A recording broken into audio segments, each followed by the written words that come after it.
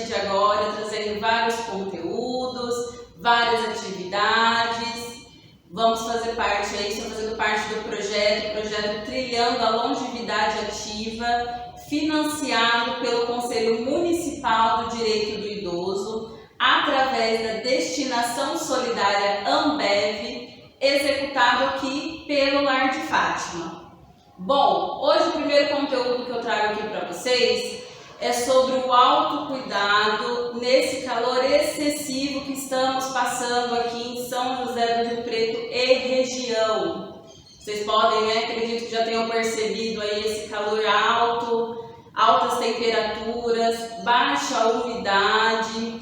E nesse verão, que ainda nem chegou, na verdade nós estamos na primavera e já estamos sofrendo aí com as queimadas. E aí a gente precisa de um alerta, de alguns cuidados especiais, principalmente na terceira idade. Por quê? O processo natural do envelhecimento, ele exige alguns cuidados especiais. Quando nós falamos de alta temperatura e terceira idade, fica muito enfatizado a questão da desidratação. É muito comum com os idosos ficar desidratado. E por que acontece isso? Ao longo dos anos, o nosso corpo vai perdendo a capacidade da autorregulação da temperatura corporal. Então, é natural que o nosso corpo entenda, que a nossa mente entenda que está muito calor, o exemplo, está muito calor e o nosso corpo não consegue corresponder a isso. O que acontece com a desidratação? A boca ela fica muito ressecada, a pele ela fica muito ressecada. E aí é necessário alguns cuidados. O idoso geralmente não sente sede, muita sede, ou às vezes até esquece de se hidratar. Então é preciso criar algumas estratégias para lembrar dessa hidratação. Então, igual eu estou aqui com o meu copinho do meu lado, é sempre uma boa estratégia ter ou um copinho ou uma garrafinha de água, para sempre lembrar de estar se hidratando, Qual que é a média aí que os geriatras, que a Organização Mundial da Saúde pede? De pelo menos 1,5 litro de líquido por dia. Aline, não consigo tomar tudo isso de água. Como que eu posso fazer para me hidratar? A gente pode tomar a água, a gente pode fazer o suco, pode fazer a parte da hidratação com as frutas mais líquidas, igual a melancia, o melão, a laranja possui, além da alta vitamina, ela é mais líquida e aí ela ajuda nesse processo de hidratação. A gente pode ter a tangerina e aí as variadas frutas, abre um leque aí para vocês de opções, mas o importante é sempre estar procurando essa hidratação. Com os cuidados com os raios solares, o que a gente precisa se atentar? Sempre um protetor solar, sempre que for sair de casa, procurar passar um protetor solar no fator de pelo menos 30 ou 50.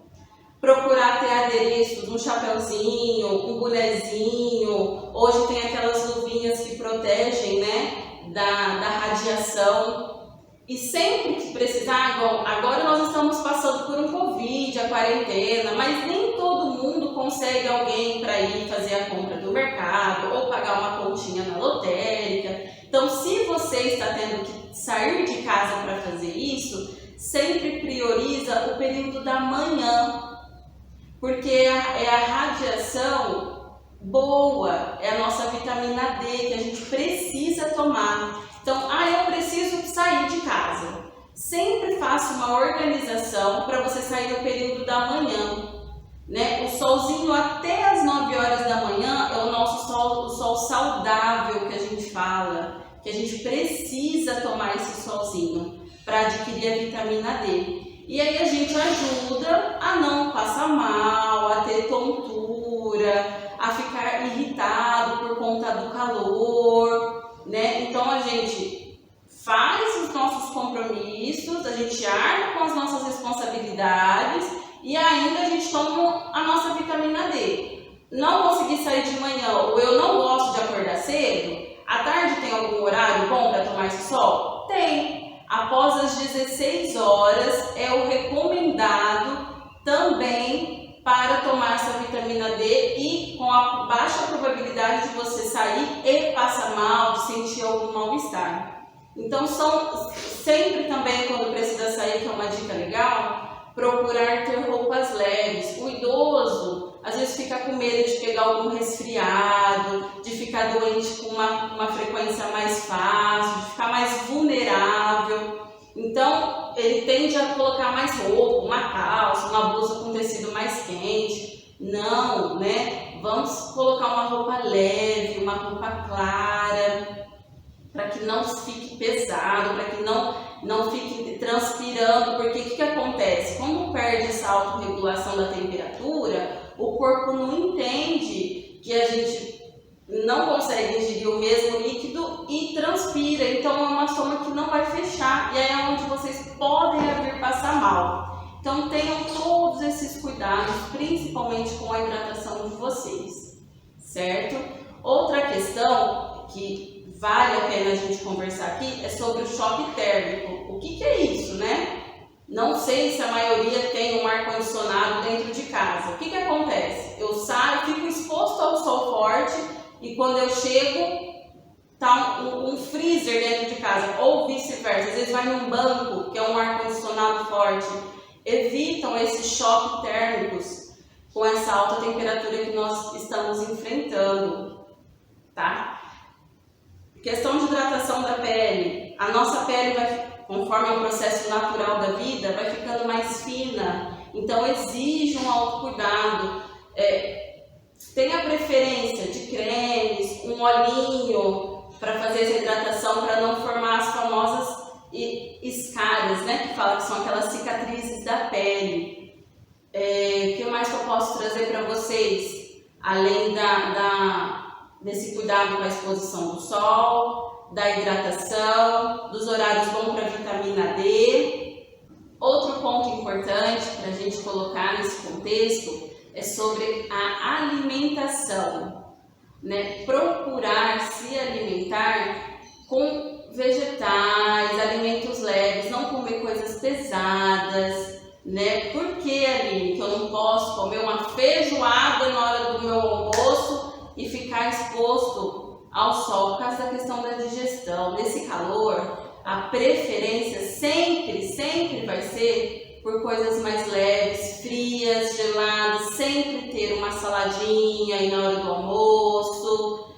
Então sempre, pessoal, fazer o uso aí dessa alimentação um pouco mais saudável, né? Eu sei que às vezes não é sempre possível, eu sei que demanda um pouquinho mais de trabalho, de cortar, de cozinhar, né? Eu sei que a preparação em si é um pouco mais trabalhosa e às vezes a gente opta pelo mais fácil. Mas o mais fácil nem sempre vai ser o mais saudável. Então o que pode fazer? Uma ideia legal. Pega um dia da semana, geralmente quando vocês fazem aí a feira, vamos pegar aí geralmente a feira acontece de terça-feira. Compra tudo que vocês têm que comprar. Compra os legumes, a salada e já faz as marmitinhas por uns 3, 4 dias. É uma ideia, porque já vai estar cortadinha, já vai estar às vezes até cozida, alguns podem ser até congelados, que não perde o nutriente, não perde o gosto do alimento. Então pode ser que venha a ser uma dica aí para facilitar esse hábito, né? Quando a gente fala de mudar comportamentos, a gente fala de mudar hábitos. A gente sempre tem que focar o quê? Na nossa qualidade de vida, né? E aí quando a gente fala, olha só, de uma alta temperatura, olha o quantos de aspectos que a gente conseguiu colocar em questão. A gente falou sobre alimentação, a gente falou sobre vestimenta, a gente falou sobre o choque térmico, né? Que são questões, ainda só dando ainda um adendo aí o choque térmico, que é muito comum de acontecer. Eu estou exposta à temperatura quente, eu chego em casa, o que eu faço? Abro a geladeira. Isso pode acontecer um choque térmico. Por quê? O gelado que sai de dentro da geladeira, de encontro com a nossa temperatura corporal que está quente, pode causar irritabilidade, pode causar tontura, pode causar mal-estar, pode causar vômitos. E às vezes acontece isso e a gente não sabe por quê. E foi simplesmente um choque térmico que o nosso corpo não conseguiu comportar o quente congelado de uma maneira muito brusca. Então a gente tem que se atentar a esses detalhes da rotina nossa, do nosso cotidiano.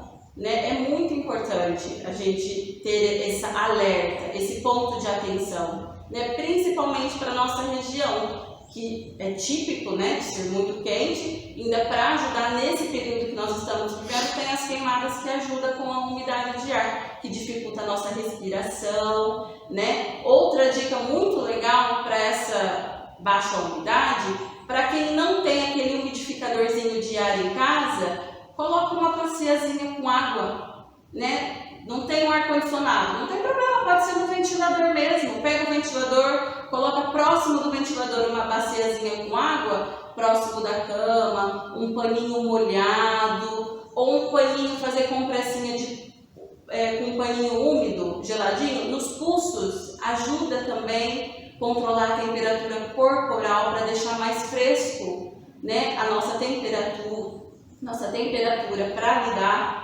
com toda essa quentura que a gente passa por aqui, né? Então outra dica bacana, enche uma garrafinha de água, coloca na geladeira, deixa ela bem geladinha, né? Não precisa deixar congelada, mas deixa bem geladinha e deixa lá em cima da sua pia. Por quê? Vai ajudar em duas coisas. Primeiro, toda vez que você passar, você vai ver a garrafa e vai lembrar de tomar a água para se hidratar.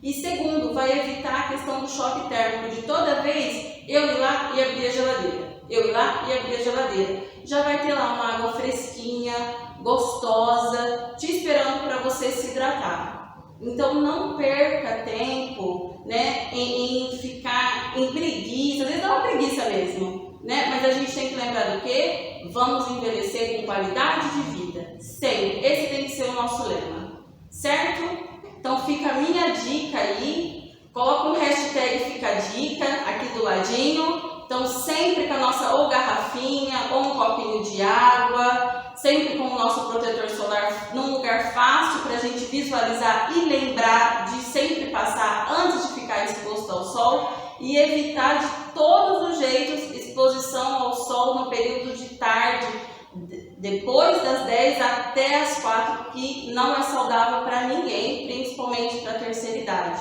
Tá bem? Um beijo, muito obrigada, até a próxima!